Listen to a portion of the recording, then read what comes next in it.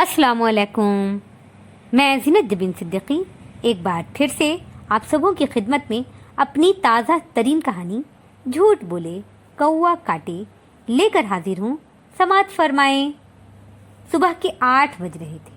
नहाने धोने के बाद हरिचरण तख्त पर बैठा आधे घंटे से कभी पराठा, कभी अंडा तो कभी सब्जी खाने में मगन था। उससे कुछ दूरी पर बैठा उसका चेला कम दोस्त इस इंतज़ार में था कि कब उसका नाश्ता ख़त्म हो और कब काली कमाई की दुकान शुरू हो जाए। तुम बैठे खाते ही रहो और बाहर लाइन 10 मीटर लंबी हो गई है, गुड्डू ने झिंझला कर कहा। तो हरिचरण ने पराठे का एक लुकमा मुंह में रखते हुए कहा, तुम हर दिन इसी तरह मुझे हड़बड़ाते रहते हो, कभी ढंग से खाने नहीं देते। अरे इसी काली जबान से कमाई आ रही है, ज़रा खाने पीने दो। वो एक लुकमा और मुंह में रखने की तैयारियों में लग गया तो गुड्डू मुंह बनाता कमरे से बाहर चला गया। 6 महीने पहले तांत नगर में रहने वाले हरिचरण की गिनती मोहल्ले के नाकारा लड़कों में होता था। कामचोर, आवारा, निकम्मा, निखट्टू जैसे नामों से लोग उसे पीठ पीछे याद किया करते थे। लेकिन फिर वक्त ने करवट बदली और उसके नाम की लॉटरी निकल पड़ी। कहते हैं ना कि जब ऊपर वाला नवाजता है तो बेहिसाब देता है। यही कुछ हरिचरण के साथ हुआ यूं कि उसकी काली जबान से निकलने वाली सारी बातें सच होने लगी। वो जिस किसी को जो कहता वो हो जाता। ये बात पूरे इलाके में आग की तरह फैल गई। वैसे ये एक दकियानूसी सोच थी, मगर लोगों को कौन समझाए। अब हरिचरण की गिनती तांत नगर के खास लोगों में होने लगी थी।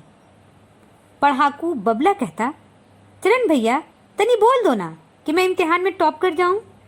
चमेली से शादी के ख्वाब देखता नंदू कहता, ओ हरी ज़रा मेरी अर्जी लगवा दो ना कि मेरी शादी चमेली से हो जाए।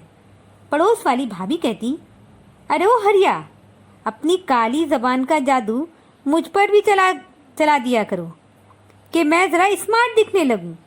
देख तो मैं मोटापे से कैसी फटी जा रही हूँ। हरिचरण झट से कहता, भाभी ज़रा कम खाया करो, कम खाओगी तो देखने वाले तुम्हें देखते रहेंगे। बबला जब कभी हरिचरण को नजर आ जाता उसे झड़क कर कहता, जाकर पढ़ाई कर, टॉप नहीं आना क्या मैं कह दूं कि तू। अरे नहीं चरण भैया मैं जा रहा हूँ पढ़ाई करने। खूब पढ़ाई का नतीजा ये आया कि बबला एग्जाम में टॉप कर गया और वो नंदू उसे बुलाकर कहा कि चमेली तुझे छत पर बुला रही है। उधर नंदू चमेली की छत पर गया और इधर हरिचरण चमेली के भाई के पास। फिर क्या, नंदू की जमकर पिटाई हुई और अगले दिन गांव के मंदिर में दोनों का ब्याह हो गया। हरिचरण आते जाते पड़ोस वाली भाभी से कहता रहता, भाभी आज तुम जरा पतली दिख रही हो, मुर्गा मछली की तरफ देखना भी मत, यूं ही दाल रोटी खाती रहो। हाँ 15 दिनों से दाल रोटी पर गुजारा कर रही हूँ, कहकर भाभी मुस्कुराती हुई अपने कामों में लग जाती। ये सारे काम क्या हुए, हरिचरण पर तो जैसे पैसों की बारिश होने लगी। अब हरिचरण के दरवाजे पर हर सुबह एक लंबी सी लाइन होती। हरिचरण नाश्ते से फारिग होकर तख्त पर बैठता तो गुड्डू एक एक अर्जीदारों को उसके पास भेजने लगता। अर्जीदार आते, अपनी मर्जी की बुलवाते और 100 रुपये फीस रखकर वापस हो जाते। दिन भर में अच्छी कमाई हो जाती थी हरिचरण की। इन सब अर्जीदारों के अलावा एक अर्जीदार ऐसा भी था जिसको देखकर हरिचरण की घिघी बंध जाती थी। वो अर्जीदार था कमलेश उर्फ कमल, देवनुमा कद काठी वाला। ये बंदा उस गांव का दादा था। खूब धौंस रहती थी उसकी। गांव का मुखिया भी उससे होशियार रहता था। कमल एक बालू माफिया था। रंगदारी के साथ गांव की नदी से बालू उठवाकर पास के शहर में बेच दिया करता था। किसी की मजाल नहीं थी जो कोई उससे पंगा ले। हाँ, तो मैं कह रही थी, हरिचरण उस कमल को देखकर घिघियाने लगता। कमल कहता, अपनी काली जबान से कह दो कि मेरा कारोबार चलता रहे, पुलिस की रेड ना पड़े।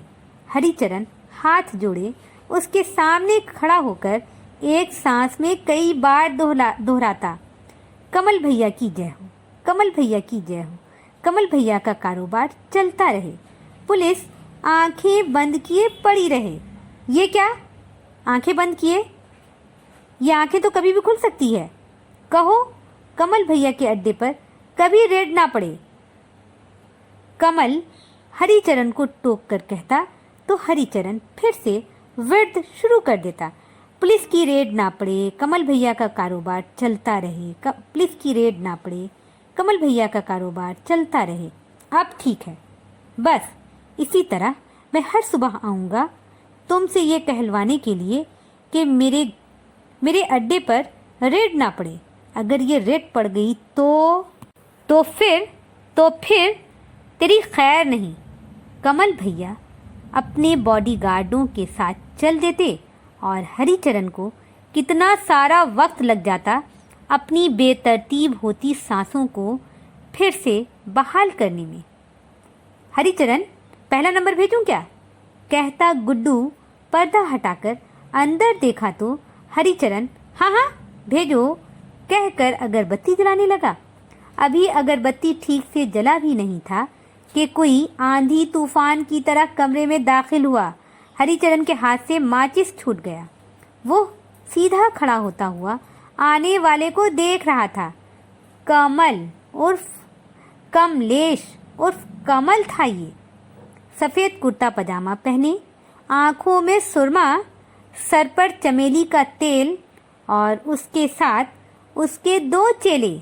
हरिचरण हाथ जोड़े कमल के सामने खड़ा कह रहा था, कमल भैया की जय, कमल भैया की जय, बस बस इतना ही। कमल ने हाथ उठाकर कहा तो हरिचरण का मुंह खुला रह गया। सुनो, तुम्हें बताए दे रहे हैं कि आजकल पुलिस ससुरी मेरे पीछे पड़ी है। तुम कह दो कि मेरे अड्डे पर रेड ना पड़े, कमल भैया के अड्डे पर रेड ना पड़े। हरिचरण की मरी मरी आवाज़ कमरे में गूंज गई। कमल की आंखें उसी पर जमी थी। हरिचरण चुप हुआ तो कमल ने कहा, हाँ अब ठीक है, अब मैं चलता हूँ, मगर याद रखना अगर रेड पड़ गई तो तुम्हारी जबान गुद्दे से खींच लूँगा। कमल की बातों से हरिचरण के अंदर कपकपाहट तारी हो गई। उसने गुड्डू को आवाज़ दी और कहा, आज मैं अर्जीदारों की अर्जी नहीं सुनने वाला, तुम उनसे कह दो फिर किसी दिन आ जाए। मगर हुआ क्या? गुड्डू ने हैरत से उसे देखा। होना क्या है? कमल के बच्चे ने कहा है कि अगर रेड पड़ी तो तुम्हारी जबान गुद्दे से खींच लूँगा। फिर सारा दिन हरिचरण और गुड्डू ऊपर वाले से दुआएं मांगते रहे कि कमल के अड्डे पर रेड ना पड़े। अरे ये बात उस खड़ूस को समझ क्यों नहीं आती कि इतने बड़े बड़े काम काली जबान की जद में नहीं होते। अरे मैं अपनी रोजी रोटी चलाने के जतन में लगा हूँ और ये कमल का बच्चा हाथ धोकर मेरी कमाई के पीछे पड़ गया है। कीड़े पड़े कमल को। हरिचरण पर झंझलाहट तारी थी। रात का जाने कौन सा पहर था जब उन दोनों की नींद पुलिस गाड़ी के सायरन से खुल गई। भागकर दोनों बाहर निकले तो पता चला कमल भैया के अड्डे पर रेड पड़ी है। अब क्या होगा? गुड्डू ने हरिचरण का हाथ जोर से पकड़ लिया। मेरी काली जबान अब नहीं बच सकती। हरिचरण रो देने को था। फिर हरिचरण भागकर घर के अंदर गया। वापस आया तो एक ताला था उसके हाथ में। उसने गुड्डू को घर के अंदर जाने का कहा और खुद दरवाजे पर ताला लगाकर दीवार फैलाकर घर में दाखिल हो गया। दोबारा उन दोनों की नींद नहीं आई। उन दोनों को नींद नहीं आई। सुबह दोनों खिड़की से चुपचाप लगे बैठे थे और गांव के लोग एक एक करके हरिचरण के दरवाजे पर जमा हो रहे थे। ताला देखकर नरेश चाचा कह रहे थे, ये तो अच्छा हुआ कि हरिचरण भाग गया, वरना कमल उसकी लाश ही निकाल देता। कल रात कमल मेरे घर आया था, कह रहा था हरिचरण की खैर नहीं। सुबह सुबह उससे अर्जी लगवाई थी कि रेड ना पड़े, मगर देखिए रेड पड़ गई। वो तो अच्छा हुआ कि मैं वहाँ से भाग निकला। अब हरिचरण की तो खैर ही नहीं है। बहुत आया काली जबान का जादू चलाने वाला। ये सब सिर्फ धोखा है और कुछ नहीं। मगर अभी भी बहुत से लोग हैं जो इन बातों पर यकीन करते हैं। न करते तो हरिचरण की कमाई ठप न हो जाती। ये कल्लू चाचा थे। हाँ, लोगों को लगता है 100 रुपए से क्या होता है। अगर हरिचरण की बात लग गई तो फायदा ही फायदा है। बस इसीलिए ये नत्थू चाचा थे। हरिचरण चुपचाप खिड़की के पास से हट आया। 4 दिन हो गए थे उन दोनों को घर के अंदर छुपे हुए। घर के बाहर कमल की सरगर्मी बढ़ी हुई थी। वो घंटों हरिचरण के दरवाजे पर आकर बैठा रहता कि हरिचरण वापस आए तो उसकी खबर ले सके। हरिचरण और गुड्डू की हालत पतली सी होकर रह गई थी। 5वां दिन था जब कमल सुबह से शाम तक एक बार भी हरिचरण के दरवाजे पर नजर नहीं आया था। उस रात दोनों ने चैन की सांस ली और वहां से निकल भागने की तैयारियों में लग गए। गुड्डू ने पैंट शर्ट पहना और हरिचरण ने एक कुर्ता पजामा पहनकर सर पर एक पगड़ी बांध ली। तय ये पाया कि गुड्डू पहले घर से निकलेगा और सीधा स्टेशन पर जाकर टिकट लेगा। उसके कुछ देर बाद हरिचरण निकलेगा और फिर दोनों स्टेशन पर मिलेंगे और गाड़ी आते ही तात नगर को हमेशा के लिए छोड़कर किसी और जगह काली कमाई की दुकान खोल ली जाएगी। गुड्डू को निकले 1 घंटा हो गया था। हरिचरण की सवारी अब सड़क पर आई थी। अंधेरी रात, सुनसान रास्ते और तेज तेज चलता हरिचरण ऊपर वाले से अपने लिए लाखों दुआएं मांग रहा था कि आज की रात कमल भैया से बचा ले मालिक। मगर कहते हैं जो काम ऊपर वाला चाहे वही होता है। हरिचरण की काली जबान पर हरिचरण की काली जबान हरिचरण को बचा ना पाई। अभी वो स्टेशन से कुछ दूरी पर ही था कि एक बाइक तेजी से आकर उसके सामने रुक गई। बाइक की तेज रोशनी में हरिचरण की आंखें चुंधिया गईं और अभी वो कुछ देख पाता इससे पहले किसी ने उसकी गर्दन जोर से पकड़ ली थी और गरज कर कहा, ये कहाँ की भाग दौड़ है? कमल भैया वो मैं क्या मैं कहकर कमल ने एक रपट उसके गालों पर जड़ दिया। हरिचरण को रात में सूरज दिखाई देने लगा। क्या सोचा था, कुर्ता पजामा पहनकर भाग निकलूंगा तो कोई पहचान न पाएगा? अरे मुझे पहले ही मालूम हो गया था कि तुम मकान के अंदर ही छुपे हो। मैं तो इसी इंतजार में था कि तुम कब बाहर आते हो।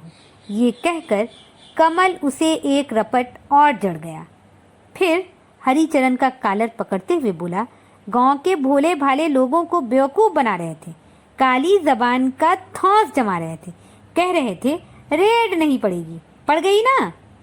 अब मैं तुम्हारी जबान गुद्दे से बाहर कर दूंगा। मुझे भगवान ने पक्की जबान दी है। मैं जो कहता हूँ वो करके रहता हूँ। कमल ने उसके गालों को अपनी उंगलियों से दबाते हुए कहा तो हरिचरण जोरों से रो पड़ा, कमल भैया मुझे माफ़ कर दो, अब ये सब नहीं करूँगा, इस बार माफ़ कर दें। कमल ने उसे धक्का दे दिया। वो सड़क पर धड़ाम से गिरा। कमल ने एक लात ऊपर से और जमाई, फिर बोला, चुपचाप यहीं रहो, यहाँ से भागकर कहीं जाने की कोशिश मत करना, वरना तेरी जबान नहीं बचेगी। बड़े आए भागने वाले। भागकर कहीं और जाओगे तो वहाँ भी यही चूना लगाने का काम ही करोगे। इसीलिए सीधे से यहीं रहो और कोई ढंग का काम करो। कमल बकता हुआ अपनी बाइक पर बैठकर बाइक स्टार्ट करने लगा। कमल के जाने के बाद हरिचरण बड़ी मुश्किल से उठा। इस बार वो स्टेशन की तरफ न जाकर वापस अपने घर की तरफ जा रहा था। मेरी आज की कहानी